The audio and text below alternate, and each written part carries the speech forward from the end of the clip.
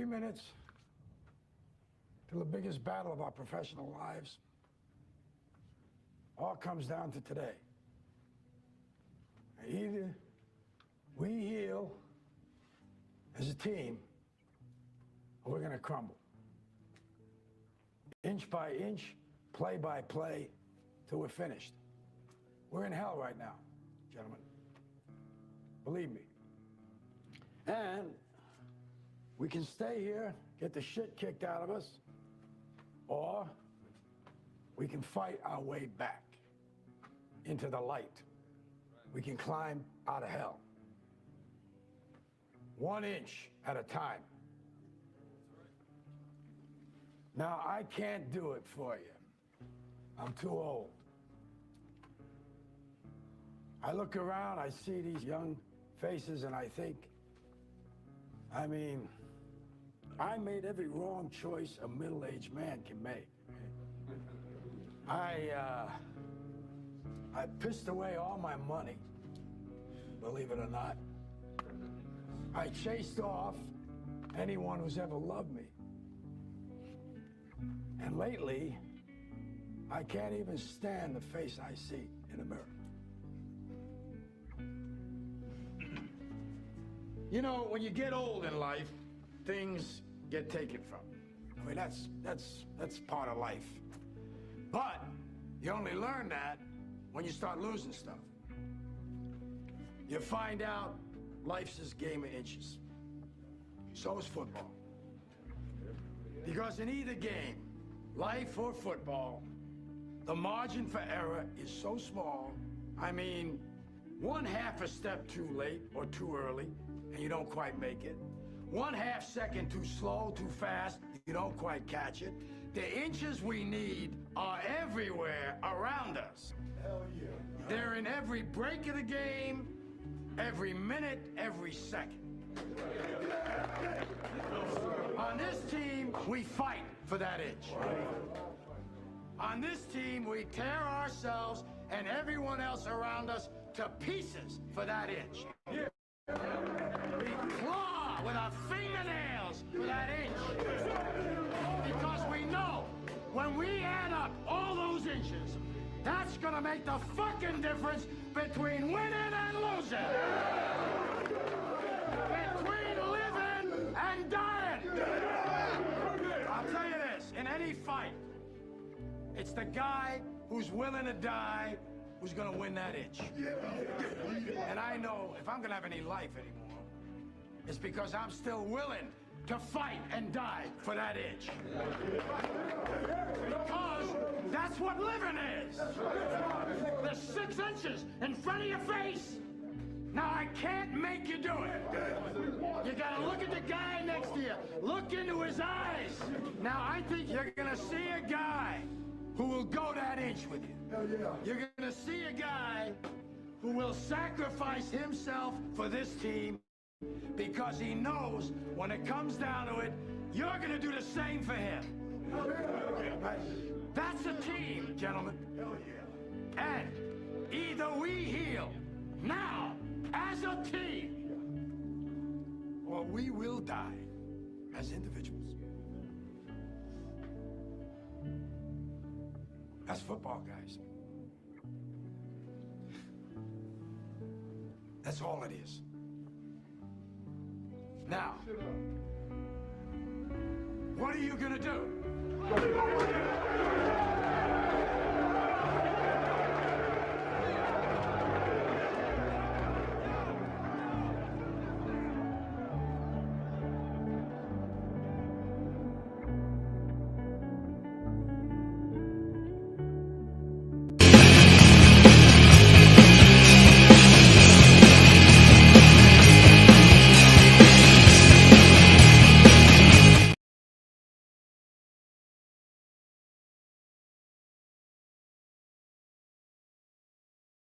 Cast. That's what I'm doing. Providing you with the show.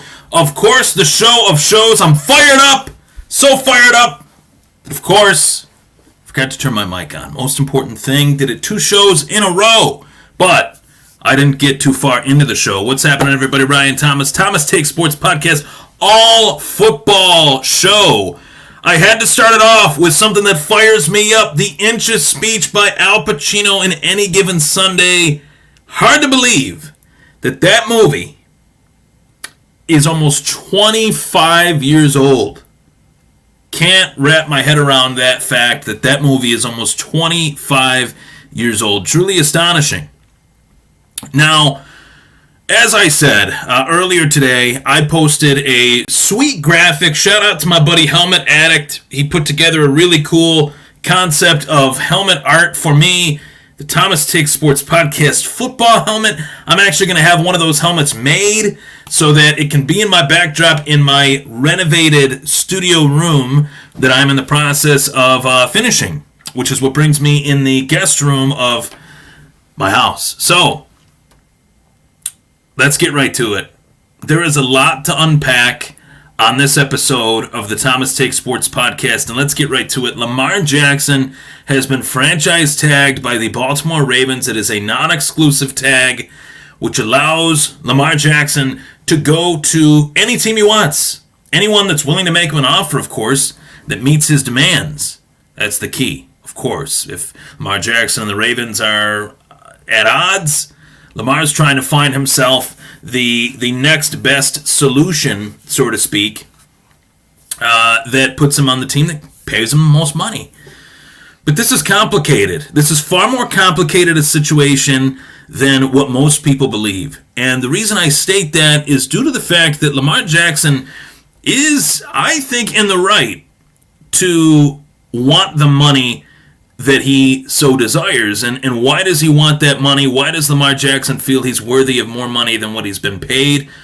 Well, we can thank the Cleveland Browns around the National Football League. Each team can thank the Cleveland Browns for the simple fact that the Browns overpaid Deshaun Watson, and that is why you're starting to see these quarterbacks like Lamar Jackson, like Daniel Jones, who I'll talk about a little bit later in the show, get the contracts that they're getting because Deshaun Watson was egregiously overpaid by the Cleveland Browns, and that's why players like Lamar Jackson simply want more money, because when you have one guy get the supply, then the demand is higher for the guys that are his counterparts, that are much better than Deshaun Watson. We'd agree on that, right? Lamar Jackson, much better than Deshaun Watson, right? So, point number one. Point number two, Lamar Jackson has been one of the better quarterbacks in the National Football League the last 5 years, as well in the fact that he has sacrificed his body for the betterment of the Baltimore Ravens since day one. And yet, the Ravens are the team that don't want to pay him what he is worth. So if I was Lamar Jackson, frankly, I'd be pissed. Right? I get it. I get why he's frustrated. I get why he's pissed off. I understand it. Makes a lot of sense.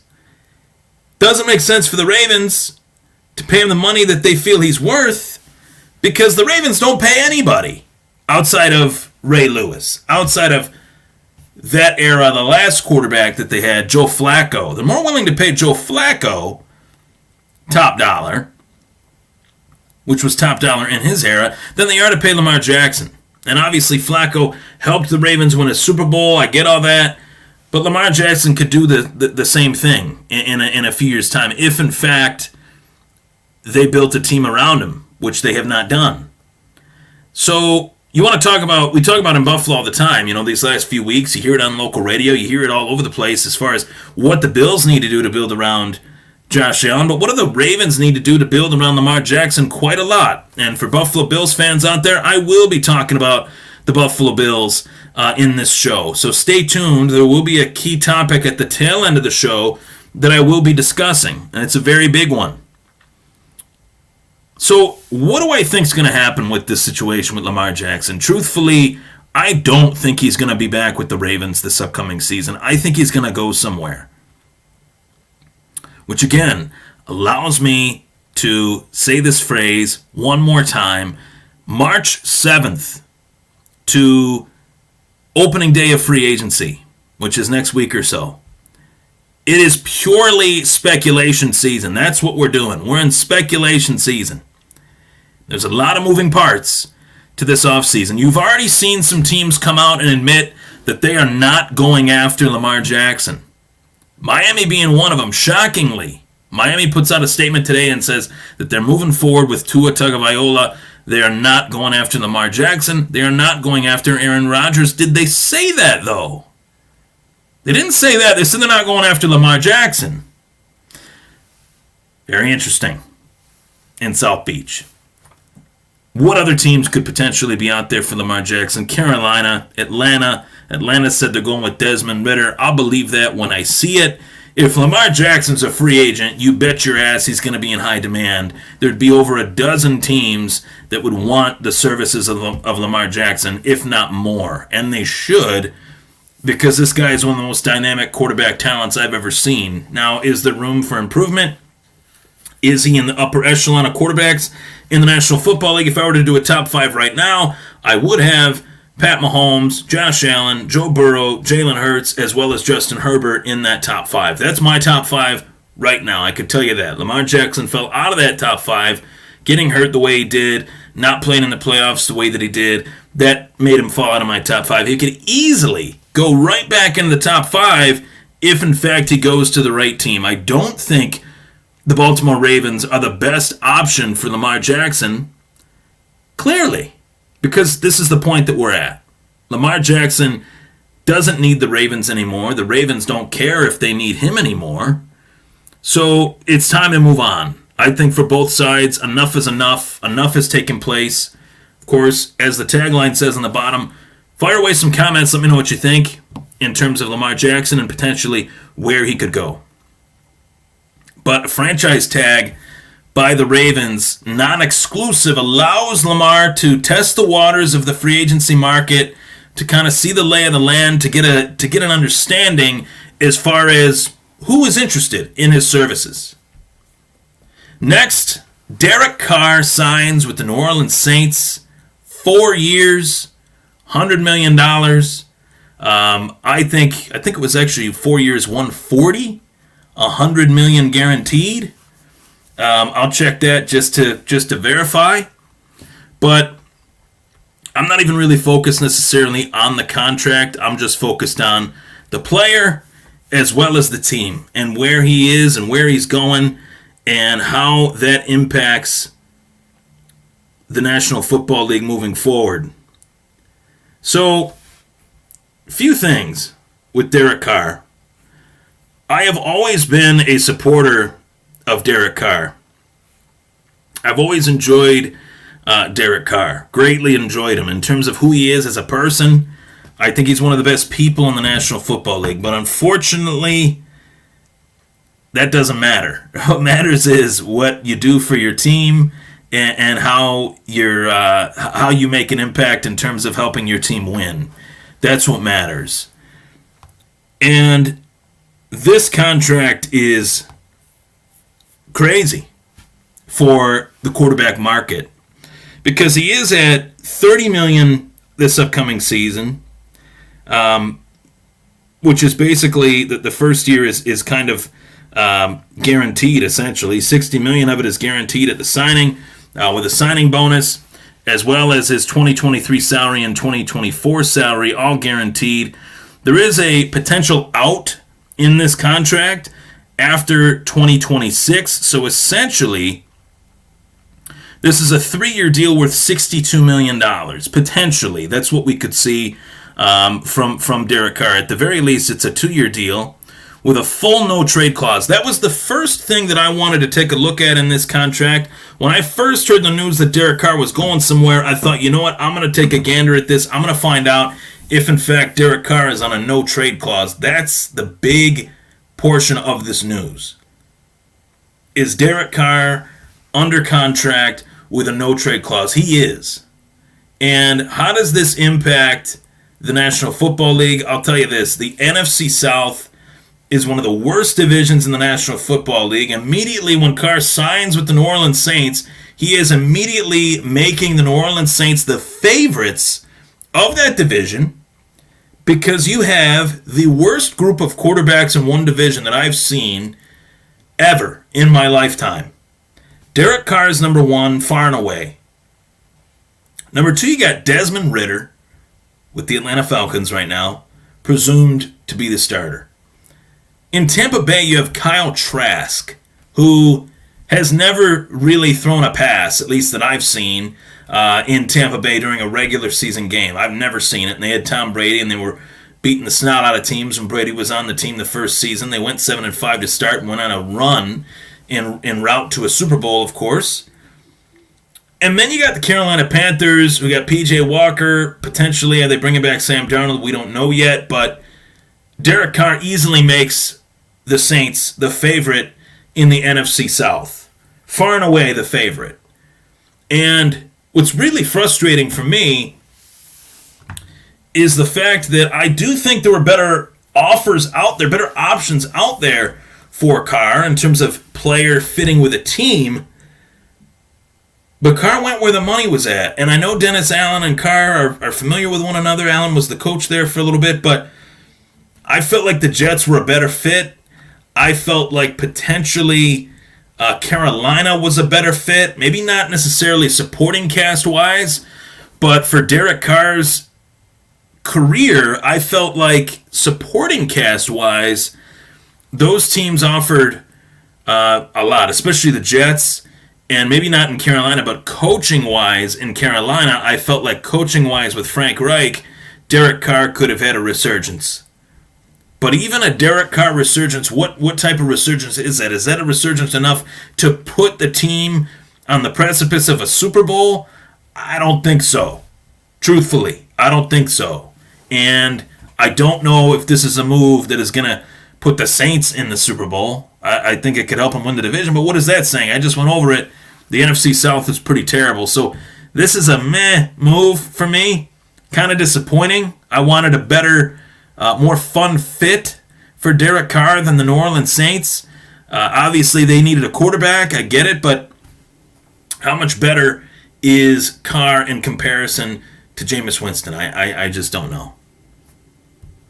So the next storyline that I want to discuss is Aaron Rodgers and the Green Bay Packers and the New York Jets. Now, with this storyline, this is the second biggest storyline in the National Football League. The first is Lamar Jackson. Lamar's younger. Lamar's more talented at this point in his career than Aaron Rodgers, just in terms of dynamics with today's football and the dynamic skill set that he has. Rodgers is potentially old news, and a lot of us, myself included, I could be speaking for myself on this, feel like I could be speaking for a lot of people on this. A lot of us are kind of tired of hearing whether or not Rodgers is going to stay in Green Bay or not. We've been hearing this the last 2-3 years. Deja vu all over again was the quote that Yogi Berra stated, and it's one of the best quotes of all time. Deja vu all over again. Aaron Rodgers, Green Bay Packers quarterback, disgruntled, frustrated with Green Bay. Wants to go to a new team, wants to keep playing when Green Bay is ready to move on with another quarterback. Does that sound familiar? Does that sound like Brett Favre back in the day when Aaron Rodgers was a youngster? Now it's Jordan Love, the shoes on the other foot. The guy that he never said he'd be, he is. And then some. Maybe even worse in some cases with this darkness retreat and the weird Pat McAfee appearances and all those things. Aaron Rodgers, great quarterback. You know, one of the greatest that I've ever seen. One of the greatest of his era, no doubt about it. Talent-wise, one of the most talented guys that we've ever seen. But he is a strange fella. That's all I'm gonna. He's just a strange guy. He's a wacky guy. Now, what does this mean for his future? What does this mean for the actual present future, National Football League future of Aaron Rodgers? Where is he going? I truthfully feel that there are places for Aaron Rodgers to go, multiple places. And first place could potentially be the Jets. But the fact that the Miami Dolphins, as I mentioned, stated that they're not going after Lamar Jackson. Did they state that they're not going after Lamar Jackson or any other quarterback? I didn't see that. If they did, I apologize. I only saw that they're not going after Lamar Jackson. If they're not going after Lamar Jackson, why is that? I'd like to know that. Well, they say it's because they want to stick with Tua. We'll see about that. Does that necessarily mean that they're going to stick with Tua and then not go after Aaron Rodgers? I don't think so. I think Aaron Rodgers is primed and ready to go to either the Jets or the Dolphins. I've been saying it since the offseason started. He's going to end up on one of those two teams. Maybe more likely than not, the Jets. You got Nate Hackett back as the OC there with the Jets. Back at OC, rather. Back in the OC position where he was in Green Bay. Had a disaster of a head coaching tenure. Disastrous run with the Denver Broncos last season. Was one of the worst head coaches in recent memory outside of Urban Meyer. But Aaron Rodgers seems to like him. And Nate Hackett seems to like Aaron Rodgers, but why wouldn't he if you're a coach in the National Football League? It's a pretty easy job when you got Aaron Rodgers as the guy that's running your offense, rather. So I think Rodgers to the Jets makes more sense, but don't be shocked if the Miami Dolphins make a play for him. Now, this is the next storyline that I want to discuss, and this one just had me rolling laughing in terms of what's going on this offseason, and that's Danny Dimes, Daniel Jones getting $40 million a year by the New York Giants, New York football Giants. And I can't believe this, guys. I really can't. I know that they wanted him to stick around. I know that they felt like he was improving. Brian Dable, quote-unquote coach of the year, right? Quarterback whisperer. I'll roll my eyes at that one. But Daniel Jones, $40 million a year, they better be right. This is the type of decision that can come back to bite you. If this does not work out for the New York Giants, then they're in some real trouble financially for years to come. Are they paying many players? Well, they're paying Daniel Jones. They're paying Saquon Barkley on a franchise tag. I wonder how this deal makes Saquon Barkley feel. Daniel Jones is getting $40 million a year. Saquon Barkley couldn't even get extended. Wonder how he's feeling about that. I wonder how that went over with Saquon. But I think that this is a move that shows that this league has a desperation issue with the quarterback position, and it's one that is only going to get worse as time goes on, thanks to Deshaun Watson and the Cleveland Browns. Most importantly, the Cleveland Browns and Deshaun Watson. Next is the running back franchise tags. You got Tony Pollard franchise tagged, the before-mentioned Saquon Barkley, Josh Jacobs as well. Which definitely brings me to my next point. Isn't it funny that we all knew that, running backs were a quote-unquote dying breed and that the league didn't need, a good team doesn't need a good running back and all that dumb stuff that people would say.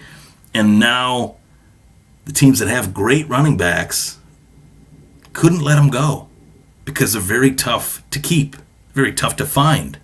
They're very tough to sign long-term contracts with because they play a very brutal position. I think this is the sign of things to come with the running back position. If you have a running back that is as dynamic as any of the before-mentioned names, you will see them get franchise tagged. And it will raise the AAV, the average annual value, or the average salary, rather, of that player. And I think that this is only going to continue. And I truly feel that this is a wild offseason in terms of those guys getting tagged. Those are the three, best running backs by far in this free agency class. The only other guy that comes to my mind is a former Buffalo Bill, obviously Devin Singletary, who I thought did some really good things in Buffalo. I felt like was slightly disrespected by the Bills Mafia for what he did to help the Bills when he was given the opportunity to. You could potentially see a situation where it makes it tougher for a team like the Bills to keep a running back like Devin Singletary when you see all these guys getting franchise tagged. One team is going to desperately need to have that type of running back improvement that they're not going to get, rather. So a lot of things at play here, and a lot of franchise tags, a lot of non-exclusive franchise tags.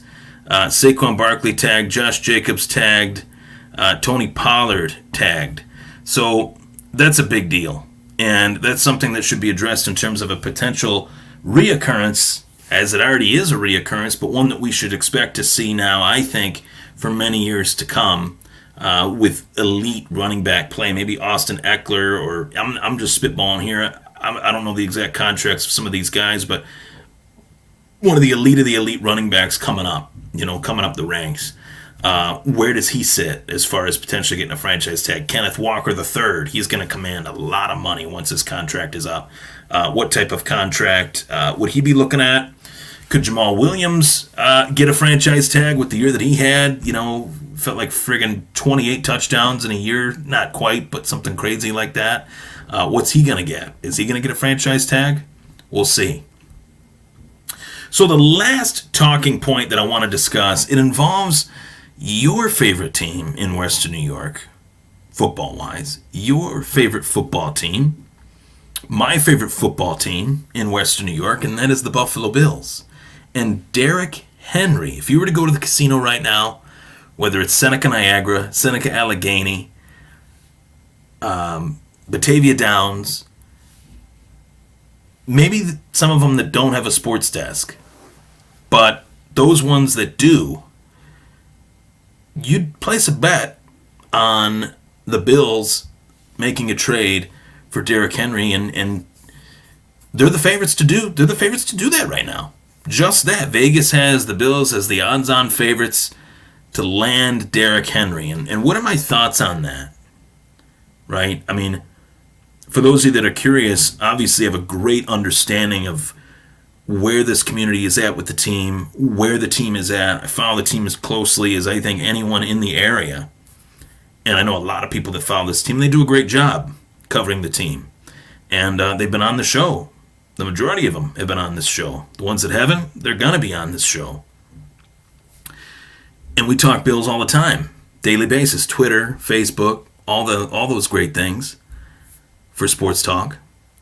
And right now, the consensus around the fan base is the Bills have to be better by any means necessary. At least that's how I feel. And I know that the opportunity to be better overall is going to be hard because they're going to be losing some players. Very crucial players, important players to the success of this team the last few years. Tremaine Edmonds, Jordan Poyer, Devin Singletary, all those guys could be gone. And all of those guys are very tough to replace, right? So how did the Bills combat those losses? What do they do to try to change the dynamic of their team? And I think that where there is a will, there is a way, of course. And two very important pieces that aren't going anywhere, mind you. I have full faith and full confidence that the Buffalo Bills will re-sign Roger Saffold. Dan Quisenberry is under contract with the Buffalo Bills. Two offensive linemen that were signed from the Tennessee Titans to join the Buffalo Bills last offseason to help their run game. Did it? Well, depends on who you ask, right? But James Cook, towards the end of the year, was one of the top yards per carry backs for that ample select season amount of time. We could just say weeks 10 to 17. He was great, right? Derrick Henry last year was not, slowing down in my humble estimation. Derrick Henry last year, I thought, had a really decent bounce back year from what was considered to be a quote-unquote down year, where he did get hurt with only 219 carries, where he did only have 937 yards and 10 touchdowns, where he finished this season with 350 carries, 1,500 yards, and 13 touchdowns. I'll also remind you, he doubled his catch total, and he tripled his receiving yard total. So Derrick Henry is still, I don't want to say in his prime, but he definitely could provide you 1 to 2 very good years as your team's running back. And I think that this trade makes a lot of sense. It's just a matter of what goes for the services of Derrick Henry. What are we talking here? Are we talking a third-round pick? Are we talking a fourth-round pick? Are we talking even a second? Are we talking a first? What are we talking about? And that's the key. What would the Bills have to send? The price has got to be right for the services of Derrick Henry for Tennessee to send him packing. Franchise-changing running back for them these last 6-7 years. You don't just let a guy go like that for little to nothing. You know that guy makes the team much better, even if it's for 1 to 2 years. And for the Buffalo Bills, you got to spend something in order to get a player that makes your team that much better. So what way as well is available to the Bills to take the pressure off Josh Allen that is as good as this one? That is available. You know, you guys can throw me Mike Evans, you guys can throw me some names, but nobody knows that these guys are available. The league-wide National Football League, the Shield, knows that Derrick Henry is available. Just a thought. Alrighty, I'm Ryan Thomas. Of course, you just tuned into the Thomas Take Sports Podcast all-football show. Lamar Jackson franchise tagged. Derek Carr signing with the Saints. Aaron Rodgers, the Green Bay Packers, and potentially the Miami Dolphins. Danny Dimes gets a $40 million deal. He's a $40 million a year arm. And the running backs, the cream of the crop running backs, franchise tags, a sign of things to come for many years, in my opinion, in the Buffalo Bills and Derrick Henry. Why that trade makes all the sense in the world. Why it doesn't? Maybe the Bills don't want to make the trade. Maybe they don't want to give up a draft pick. That's the only reason I could see that trade not happening potentially. Thanks for tuning in.